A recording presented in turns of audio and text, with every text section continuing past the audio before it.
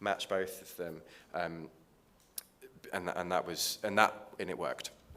I'm now going to hand over to Anne. Great. Thank you, Fergus. For those standing, there are a few seats over here. If you'd like to sit down, you can move to the front.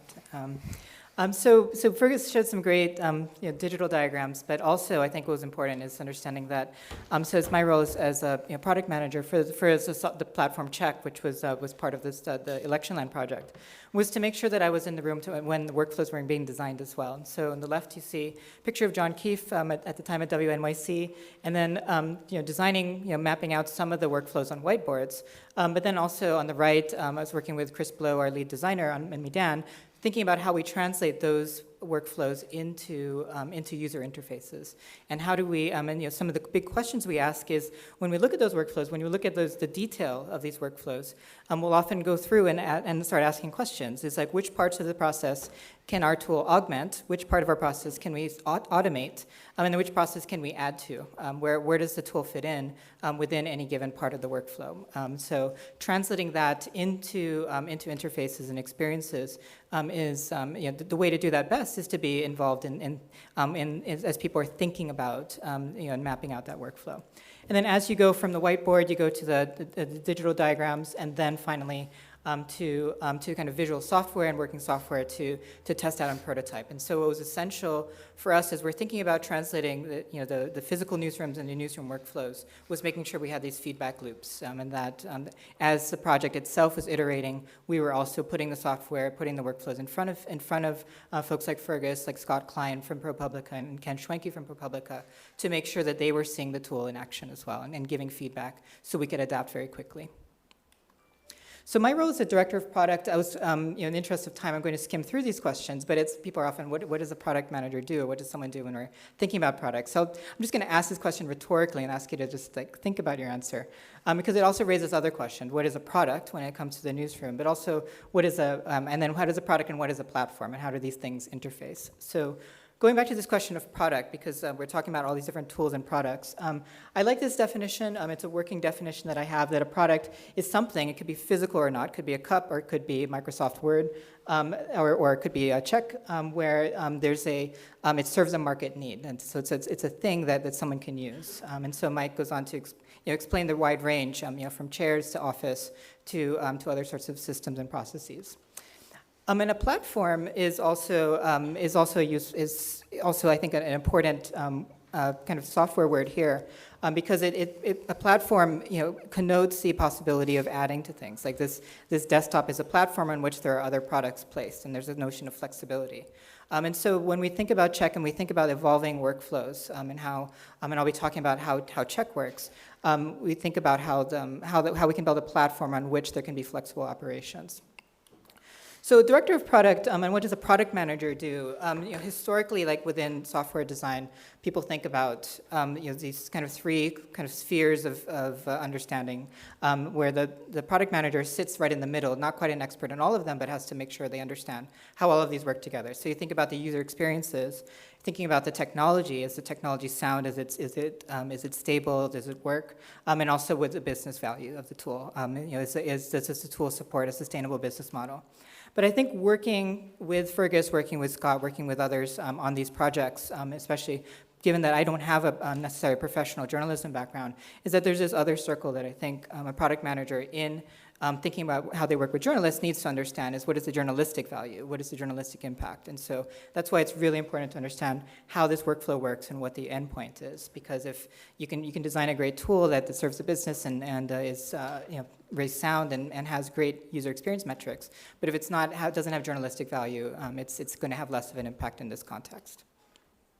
So talking about Check and how we think about how we translated those workflows. So Check is a platform for collaborative verification. Here's again a picture of the newsroom. And this is another one of the early diagrams of her for verification workflows that Fergus put together. And starting from the top left, you can see this kind of verification checklist. Fergus was talking about the importance of marking something as false, as in progress, as verified, and then placing that, going through those steps, and then having things go through Check, and then making sure that was in communication with Slack as well, so that there's there's Slack for live communications and Check for aggregating the notes. So as you saw with those diagrams, it's an incredibly complex process. You have people, you have tools, you have workflows. And so one of the principles of the product is to make sure that we're progressively exposing complexity, but while ensuring that there's still this standardized process. And so, so that's how we think about, so as we're going through this workflow, I'll show a little bit of the screenshots and how this works. So, so for instance, so this is the kind of product diagram, the interface, where you can see on the left side are the states from the election land project, and on the right side are different tweets or YouTube videos or things that people were investigating. And we use color coding to mark something as verified, following the earlier diagrams, something is verified or falsified. And so when you click in, you can start to look at the process that people went through. And so I think it, so this one is marked as in progress. You can see it's tagged. I believe it says long lines. And then you can see the people who are contributing and adding notes. And so we're taking those bits and pieces from Fergus's work and thinking about how that's best exposed inside the tool. And then as the work is being done within Check, there's also a number of messages going into Slack, because we understood from the workflow that Slack would be a critical part of the workflow. So we wanted to make sure that anything happening in Check was also feeding right into Slack. And we'll talk a little bit more about that with some other images. But we wanted to make it as seamless as possible for these things to work together. So some of the new designs are building, and so we're constantly iterating with the design and thinking about how we can make the workflow better. So after we did a debrief with some of the people who were using the tool during election land, we started thinking about new designs that can support this as we go into the new Documenting Hate project. So so you can see here that this is some new designs for Check. You can see the tweet up there, and then some forms, and then down below, I'm going to zoom into all of these. Down below is a log. So those forms here are ways, so when we were talking about that checklist and how important that checklist was, it can be easy to forget all the steps that need to be taken, and it's also easy to forget, to make sure that's standardized across hundreds of students who have different skill sets. So when we zoom into to those forms right under the tweet, these forms allow for kind of structured data collection of questions that need to be answered before you can really reach a conclusion about verification. So some of these are free-form questions. Some of these are more structured using radio buttons or checkboxes.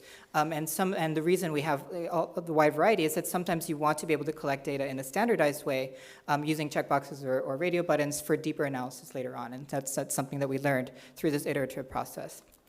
Again, when something is verified or authenticated, it changes color so that there's a clear color coding that maps out to Fergus's workflow. And then when I was asking about what parts of the process can we automate, Fergus had mentioned the importance of, for instance, reverse image search as part of this process. We're now exploring how we can automate that part of in the tool, so that when you add a tweet, the tool can detect that there's an image inside, and then with this little robot icon, we'll say, hey, there's an image there. You might want to do a reverse image search. Other things that people might forget that you can also automate is, for instance, adding a tweet. If that account was created just a month ago, the robot might be able to flag that because it's something that can be easily overlooked. So we think about how we can automate, but then also how we can augment the process. So this is another tool, part of the Check suite, that lets you slap on the logo like false or verified and create a custom card that then can be added to social media so that you can complete the pipeline of taking something from social and then communicating your findings back to social media. There's always, of course, a link back to the story so that as the story is written, people can go look into it more deeply, but this becomes one of the vectors in which they come to learn about the process. So going back to this diagram, UX, tech, journalism, business, one thing that we think about with making sure that these tools work together is we often think about the interaction between humans and machines. So this is the Meedan team, but then the other Meedan team is these little robot creatures, because when we're thinking about how people work best together, we're thinking about maximizing collaboration between people, but also maximizing collaboration between people and bots and all these different tools, so that it's a simpler process. Given all the complexity, we try to simplify as much as we can to make sure that people can do the work effectively. So I'm going to skim through this part, but I think in addition to its products and platforms, because I was so involved in all these different workflow designs, I started thinking about pipelines and thinking about how products can integrate together. This is a picture of the California aqueduct system, which consists of a number of different products that are filtering water, pushing water forward. Some are just letting water slide down. Some are running water through hydroelectric power. And so different ways that we can be using, instead of water, we're thinking about data and thinking about how different aspects of the pipeline can be supported by different tools. And the reason I think about pipelines is because they have a notion of direction and intentionality, again, to that point of journalistic impact, that the flexibility of a platform doesn't necessarily connote. And also this notion of responsibility, this notion of being able to verify things and clearly show your work is an important part of making sure we have not just clean water, but clean data that goes through this process. And so I think this analogy is something that's kind of theoretically is I think it's important to think about when I'm thinking about tools that support these kind of newsroom workflows. So thanks, Tom. We wanted to also then start talking about, we've got these workflows set up. We now need to think about communication in the newsroom. You need to think about what you're going to share and how you share it, and at what points you share. So if I was to take the diagram for the news gathering workflow, I then decided to think about the points that we put communication, we lay communication over it. So we need to make sure that we always have a piece of communication that happens at each stage of this newsroom process, whether it's a verification process or a news workflow when you're dealing with something with the aim of publishing it. If you haven't got these communication points, then I think that you're not going to be doing it as efficiently, and you're going to be making potentially mistakes or not recognizing any mistakes quick enough.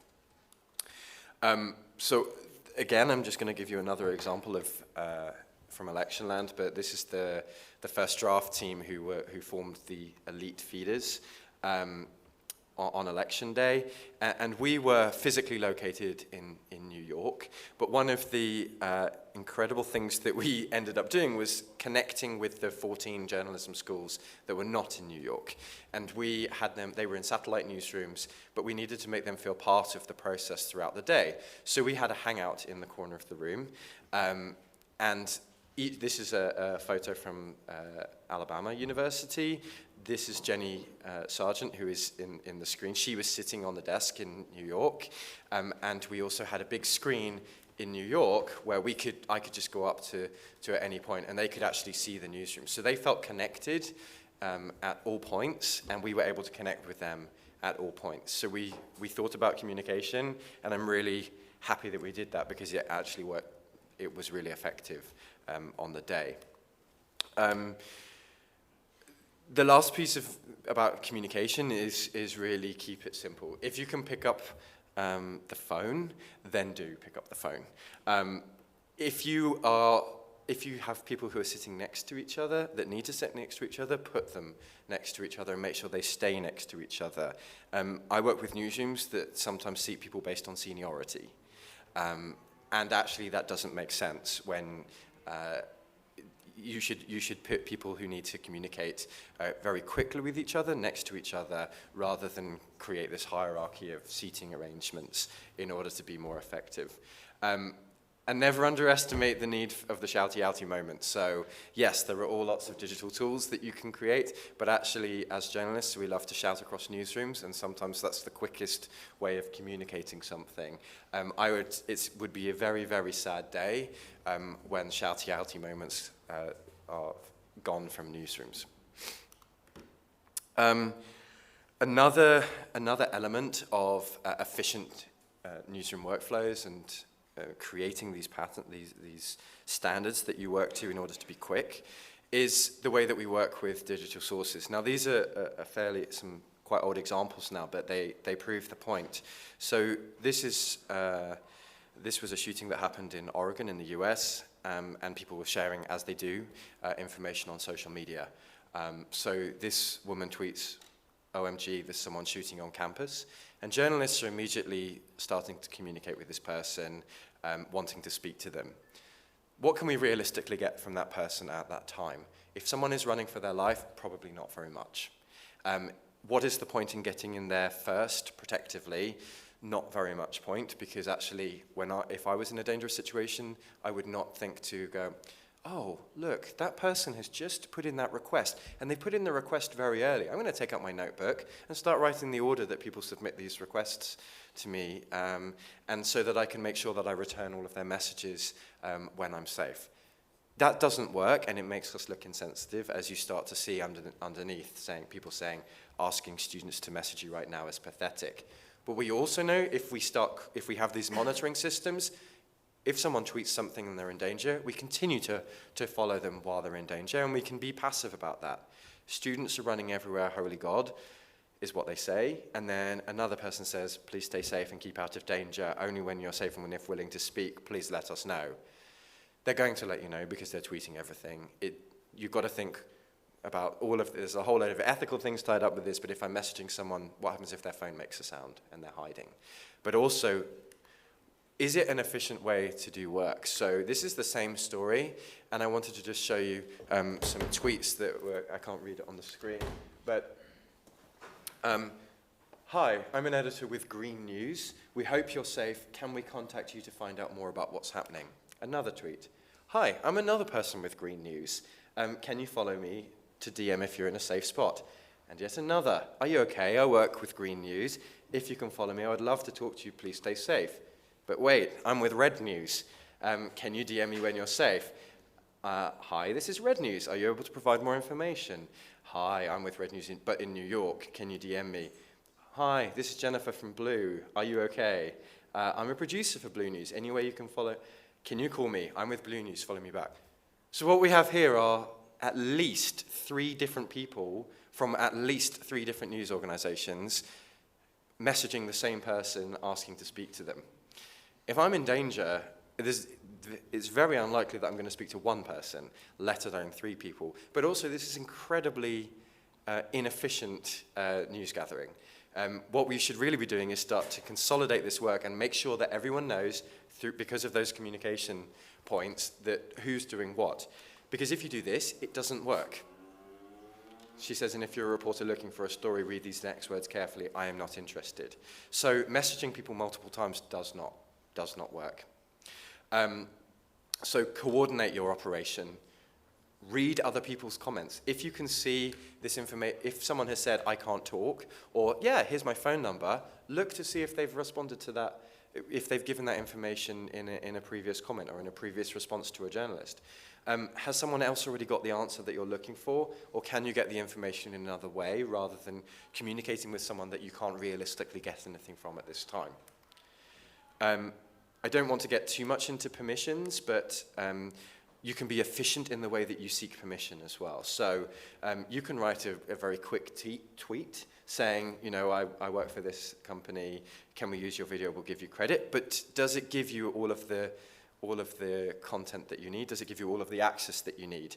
And the most inefficient thing about Twitter permissions, especially in Europe, is you can ask for permission via Twitter alone, and someone can give it to you. But they can also retract it at any point ever. So if you get permission via Twitter, that means effectively you have to monitor that person's account forevermore in order to check that they haven't retracted it. Because if they retract it and you don't notice it, tough.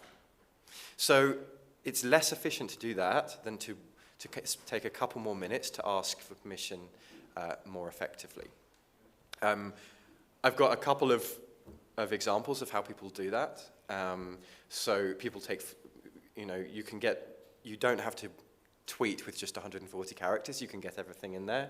But also what's a more efficient way is what we're starting to see. So Eurovision News, they ask for permission on behalf of 70 public and private broadcast partners. So those 70 people don't have to request the same access. And we can start, if we are thinking about industry efficiencies in news gathering and better processes, news groups should be working together in order to secure access efficiently. And then just finally on kind of working with sources and being efficient, this is just an outline of all of the things that you can do in a situation to be more efficient, but also to keep people safe. Finally, tools. I think we'll both talk about this, but there are lots of tools out there. We could spend an hour going through every tool. These are just some of them. There are paid tools. So there are paid tools where you can, for discovery, for mapping tweets, for geolocating, for using, you know, inferred location as well. They can be quite reasonably priced. They can be very expensive. They can be super great. they can do everything, but you need to do a full assessment of what works for you in order to be efficient.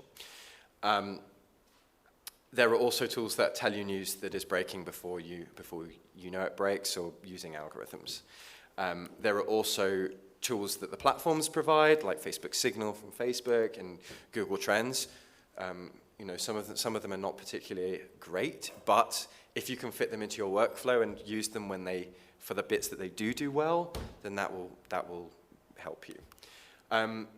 So finally, I think this is finally just to talk about Slack, because we talked about communication, we've talked about tools, we talked about workflows, and this helps with all of those. We use Slack for Electionland, and this number is wrong. There was actually 1,001 journalists who were on Slack on election day, and some of them, you know, I think it's reasonable to say several hundred of those came on in the last few days, and onboarding people onto Slack was a process in itself. But I don't know if you want to talk about this one. Yeah, so here you can see on the left side there's the kind of states, the election was organized by state. So you have the states on Czech, and that's a screenshot, kind of a portion of a screenshot from Czech. And then we had to map those to Slack, and we initially thought, okay, we'll have the notifications go straight into the same channel where people are working. And then people were overwhelmed by all those notifications, so then we created another bots channel. And then we created a few other channels that were kind of effective for this workflow. So we had to both map that, make sure that those things were working effectively within Slack, so that you had the feeders who were sending in information, catchers who were then processing it. And then it created another chat for catchers and reporters, so local journalists who were looking at the tip sheets and for their state that they're covering. And then another channel for the Slack bot. So that effectively added up to 203 channels. So for someone overseeing the project, that was a lot of channels, but for anyone focused on a single state, it was less overwhelming. Yeah, creating more channels made it less overwhelming, because people only then accessed the information they needed, rather than all of the information. And so the only cultural thing is that journalists like to know everything that's going on, so it was about encouraging them to only sign up to the channels that they actually needed, rather than thinking that they needed to know everything. Yes, exactly. And then, so this the way, again, the visualization of how the checkbot worked was that it would insert into Slack, and the reason we got to 3 Slack channels was because we had a reasonable feedback loop. So people were saying, "Oh, this is overwhelming, but we do want to have this," and find that balance. So that's where we landed. So we also then had private channels where we could just communicate with certain teams as well. So that wasn't the flow of editorial information, but there was operational information that we needed to share that not everyone else needed to see on the day as well. So we had a very strict process for establishing a new channel. So we've got I think 7 minutes left.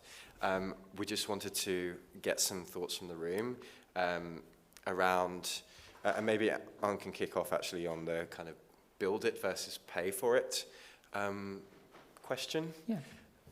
Yeah, I think, obviously, so we're a small software company and we work with newsrooms, and I think it's an important question to ask. Are you going to build the tool in-house, or do you want to pay for it from the outside? Do you want to outsource a company like Meedan or another company to build the tool, or do you want to find another tool that already exists so that and then just adapt it for your workflow? And some questions you might want to ask are cost, capacity, what's your experience, but also data. Who is going to own the data when how are you sure that your sources will be protected, et cetera? So I think this is an important question to ask, an important question to also has a lot of meta questions buried within it. But and also, unlike in other sessions, we've got some questions on the board. So actually, we would welcome observations about any changes that you've made in your newsrooms, or any efficiencies that have been really quick to make that have made a big difference, because we'd like to start collecting these and improving those workflows that we can share out. So we'll turn it to you. We've got, I think, 5 minutes for any questions about anything you've seen as well.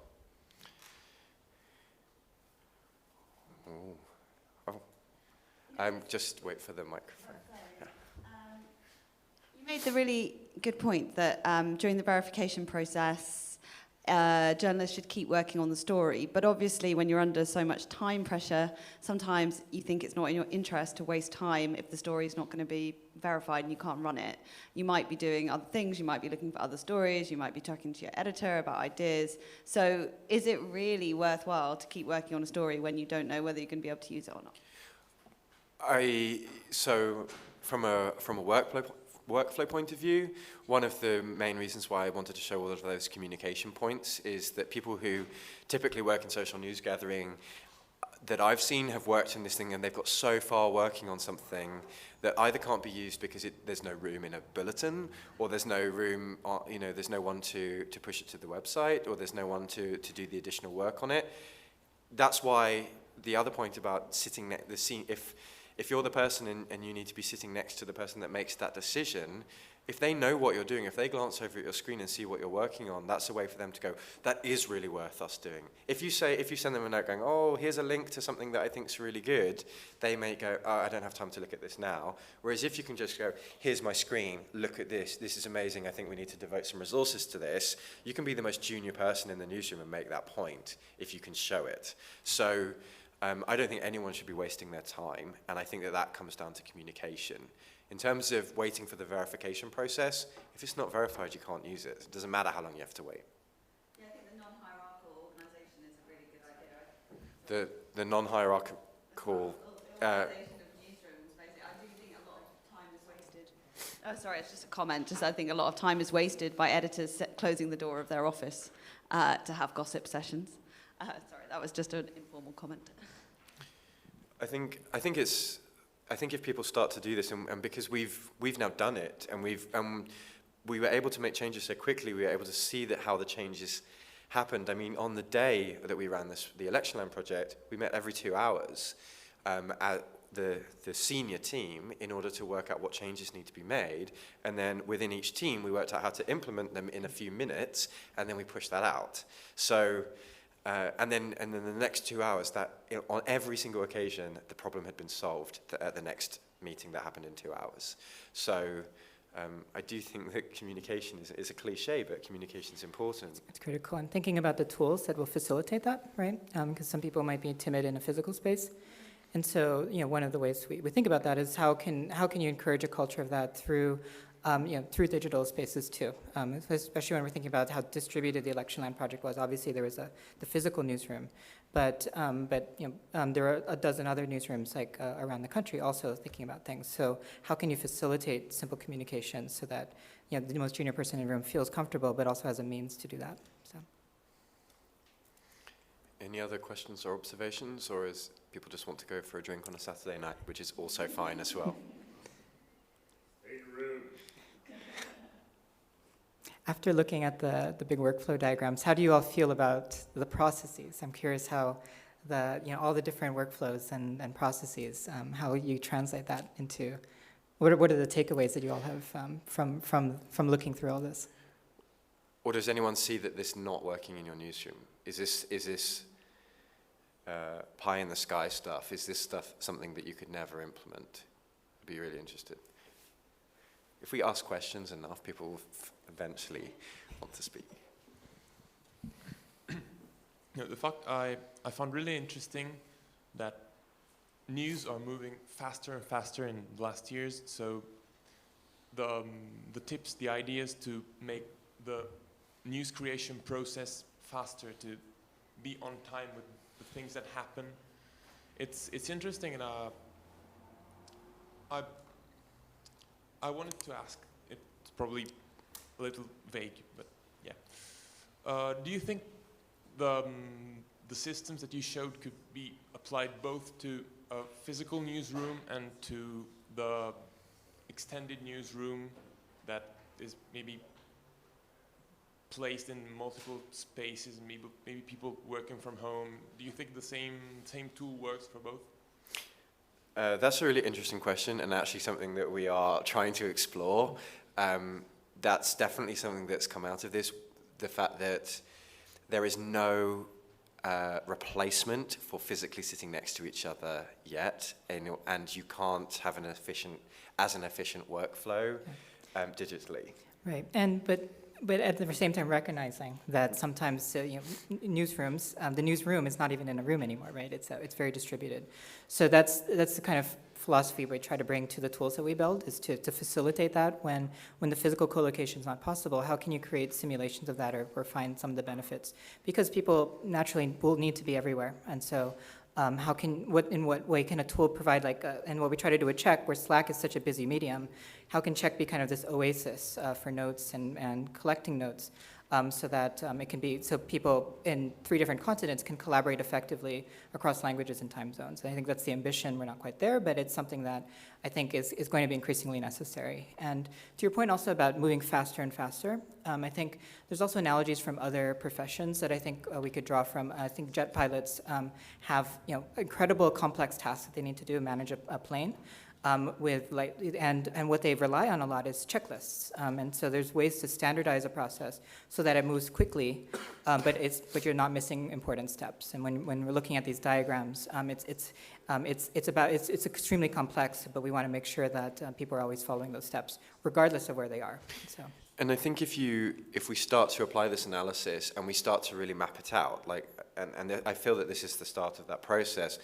If someone is working remotely, I would love to say, as part of the process, instead of sending an email when you found something, you must pick up the phone and call the news desk. Because actually, I think the tendency with remote working is that you can send your communications digitally, or you write it down, which I don't necessarily think would be the most efficient way of communicating something urgently.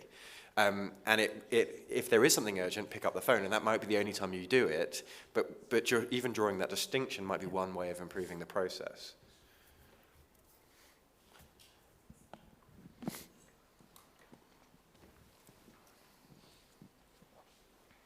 If I might add something from prehistory of digital journalism, back in 99, 2000, 2001, speaking of remote working, all right? I had a newsroom, part in Rome, part in Atlanta. And one thing that worked wonders at that time, of course, there was no Slacks or nothing, but we had a messenger, Microsoft Messenger. And there was this little feature that it was this little door opening, and so somebody would come online and you would, because the door was opening, and then somebody going offline and the door would slam. Yeah. And that simple fact made actually the colleague who was just opening up his or her PC in Atlanta just almost like sitting next to you. Yeah. So there are some very little things that help you out. And that was just a sound. That was the sound and the icon. And that little icon that, the open door, open, close door. Yeah, and that's so how do you design co-presence in digital to take advantage of, to simulate some of these experiences? I love that example. Maybe in Czech, we'll have a little door. I don't know what this I don't use Microsoft Messenger. So thank you very much for listening, and we'll be around afterwards if you've got any questions. Thank you.